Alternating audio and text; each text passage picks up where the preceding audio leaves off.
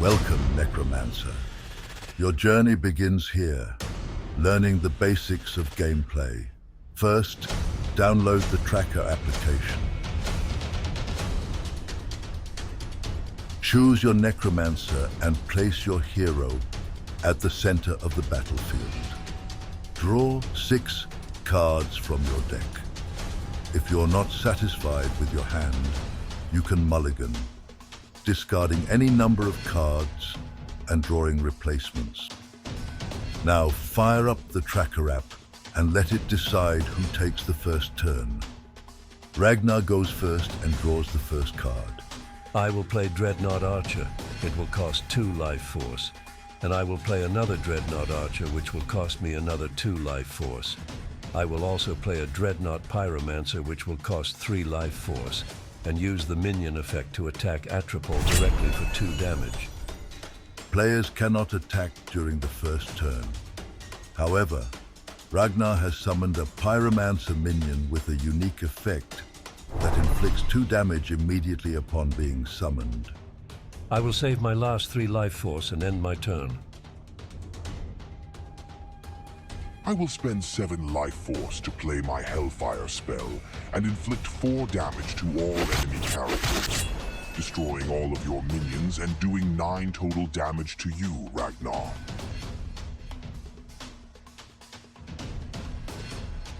At the start of each turn, your hero regenerates 5 life force. The gods favor me. I've drawn the Bone Pile card and will play it, spending 4 life force. This card lets me summon a 6-cost minion from my hand, deck, or graveyard. I choose my most powerful minion, the Dreadnought Summoner. His ability allows me to summon a 4-cost minion at the start of each turn. I'll use this power now to bring forth a Dreadnought Sorcerer, who will activate its effect to trap your Hellhound in ice. Be aware that an ensnared minion cannot take commands. My Dreadnought Summoner unleashes a direct strike on Atropol, empowered by the shared skeleton trait that grants an additional +1 attack when facing a hero. The blow lands with devastating precision, inflicting 5 damage. As Atropol staggers, my Dreadnought Sorcerer follows with a ruthless assault, dealing an additional 4 damage, and I'll end my turn.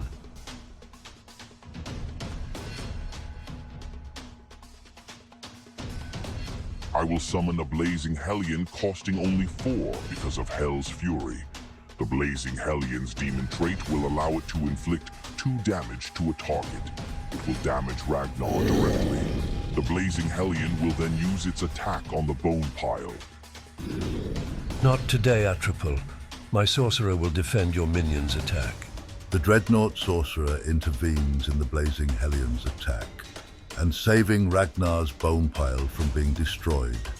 But because the Blazing Hellion has 6 attack, and the Dreadnought Sorcerer only has 4 defense, the Sorcerer is destroyed, and that extra 2 damage is done to Ragnar as piercing damage. My Blazing Hellion's effect also burns up to 2 adjacent targets. So Ragnar, you take 2 more damage. Then I will play another Hellhound for a cost of 2. It will inflict its demon trait's damage directly to you, again Ragnar, for 1 more damage. I will then have my Hellhound attack the Bone Pile artifact. My Dreadnought Summoner will defend the Bone Pile. The Hellhound strikes the Bone Pile with 3 damage, but its attack is intercepted by Ragnar's Dreadnought Summoner, which has a defense value of 4. The Summoner absorbs the full impact, successfully protecting the Bone Pile artifact from destruction. However, the Summoner is left with just 1 defense point. Its defense value won't fully recover until the start of Ragnar's next turn. I drew a minion triggering my Guided Hand ability, which allows me to draw another card. Next, I will activate my Dreadnought Summoner's effect to summon a Dreadnought Assassin from my deck to the battlefield. Using my Bone Pile, I'll resurrect a Dreadnought Archer from my graveyard. Finally, I cast the spell Incinerate, dealing 3 damage each to 3 targets. I choose both Hellhounds and Atropol as my targets. Since Atropol's Hellhound minions each have only 2 defense, Atropol suffers 1 piercing damage for every fiery attack targeting them. Meanwhile, his blazing Hellion endures the attack, but is left with 3 defense. I summon a Dreadnought Berserker for 1 life force and equip it with a 3-cost relic, the mighty ring known as Noxious Loop, increasing my Berserker's attack by 3. With power surging through my forces, my Dreadnought Summoner lunges at your blazing Hellion, annihilating it in a single strike. The blazing Hellion's defense is at 3 after receiving Ragnar's Incinerate attack, compared to the Dreadnought Summoner's 4 attack. So the Hellion is destroyed, and Atropol takes 1 piercing damage.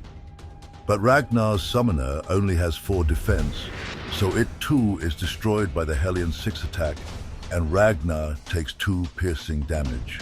My Dreadnought Assassin will attack, inflicting 3 damage to Atropol, also triggering its effect, causing it to become untargetable until it attacks or takes damage. Then my Dreadnought Archer will attack, inflicting 3 damage from its attack, plus 1 extra damage from its effect, which allows it to deal 1 damage to any target when that minion attacks. Finally, my Berserker will inflict 5 total damage because of its trait and the Noxious Loop artifact that I attached. Then I will end my turn. Ragnar and Atropol exhibited exceptional min-max card tactics with their structured decks. However, the true test lies in constructed play and the adaptability required by the introduction of a new hero every 2 months. Now let's see how this battle played out and whose strategy won the day. I draw a minion card, triggering my Guided Hand ability to draw another. With my Reanimate hero power active, I pay 2 life force to bring back my Dreadnought Pyromancer. Its effect deals 2 damage directly to you, Atropol.